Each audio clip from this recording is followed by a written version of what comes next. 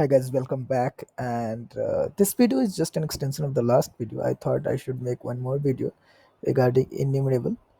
So in last video we show like we can check property is enumerable or not. Like obviously is property uh, yeah, obviously is property is enumerable or not. So here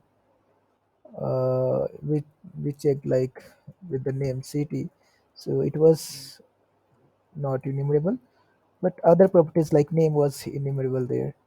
So how both are different, like what will be the uh, uses of like. So when I say enumerable, like it is accessible in any way, like you can iterate it and find the keys and find the values of it. But if you see like what is the difference, so here if you try to use foreign, then definitely that will not be accessible, you will not able to access the key. The second thing would be is like object dot keys. If you do this, sorry, object dot keys, do this. Let's try to see what happens here. So here in this case, that is not appearing. So since we could not access it. So similarly, if we try to values for OBJ, let's see what happens. It is not coming there, right? So anyway, anything which which tries to iterate and access will not find here. Will not find what I mean is in that property which whose enumerable is false. So similarly for foreign you can try it, but that will not show the key for those property whose enumerable is false. So basically this is the difference.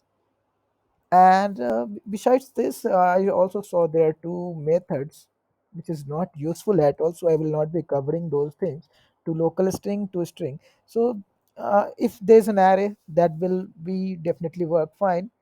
But like for object to string, that is not useful at all. So if you convert it into a string, so this, as you can see, this is not useful. But in case of array, like if I have one or two, so two string is works fine. So in that in the case of array or somewhere else, we'll see this. But right now for object we are not going to cover two string and two local strings. So in the next video we'll talk about the last thing, apply, bind and call. We try to finish this up. So till then, bye and thank you for watching. Have a nice day.